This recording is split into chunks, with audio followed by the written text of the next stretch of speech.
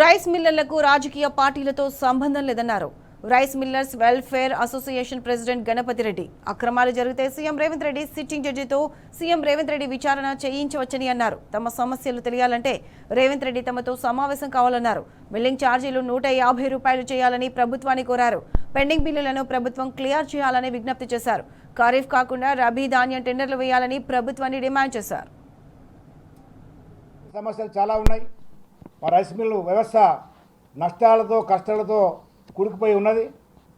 దానికి ప్రభుత్వ పెద్దలు స్పందించి మా సమస్యలు పరిష్కరించి మా యొక్క ఇండస్ట్రీని కాపాడాలని చెప్పి మేము మనవి చేస్తున్నాం.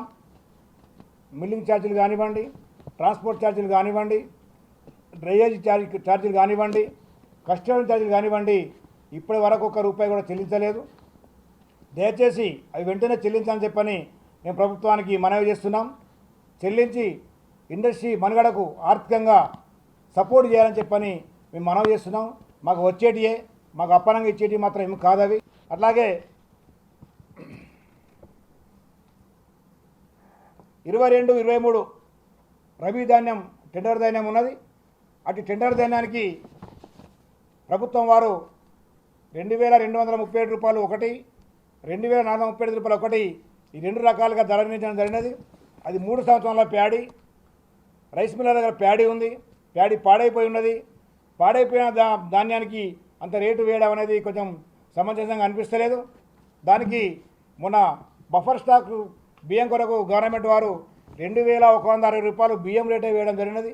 దాన్ని పరిశీలించి ఆ టెండర్ ప్యాడీ ధాన్యం కొంచెం దాన్ని 1,500 నుంచి 1,600 చేసి నిర్ణయించాల్సిందిగా మేము కోరుతున్నాం. టెస్ట్ బిల్లింగ్ చేసి అది 55 వస్తుందా, 60 వస్తుందా, 62 వస్తుందా, 65 వస్తుందా, ఆ రేంజ్లో ఇవ్వమంటే మాకు ఇబ్బంది ఉండదు. అయితే ఇక్కడ ప్రాబ్లం ఏమవుతుందంటే అది క్వాలిటీ రాదు. మీరు అన్నట్టు ఇప్పుడు ఇంతకుముందు అధ్యక్షుడు వారు చెప్పినట్టు ప్యాడీ క్వాలిటీ రాదు. ఎందుకంటే ప్యాడీ ప్రొక్యూర్మెంట్ అప్పుడు ఎమర్జెన్సీ ఉంటుంది. అది ఎమర్జెన్సీ కమోడిటీ యాక్ట్ కింద టపా అన్లోడ్ చేసుకోవాల్సి వస్తుంది. చేసుకున్నాక ఇచ్చేటప్పుడు ఏమవుతుంటుంది, ఈ వెయిట్ లాస్ అవుతుంటుంది, డ్యామేజ్ అవుతుంటుంది, నూక్ అవుతుంటుంది. అవుట్పుట్ మేము 67% ఇవ్వలేక నానా లాస్ట్లోకి వెళ్ళి ఈ టైంకి వచ్చే వరకు ఫిజికల్ వెరిఫికేషన్ అని ఈ ప్రాబ్లం అని ఆ ప్రాబ్లం అని ఏమైపోతుందంటే బాగా ఇబ్బంది అవుతుంది. ఏం ఇబ్బంది అవుతుంది, ప్రెషర్ పెరిగిపోతుంది, ఆరోగ్యం ఖరాబ్ అవుతుంది, ఫైనాన్షియల్ లాసెస్.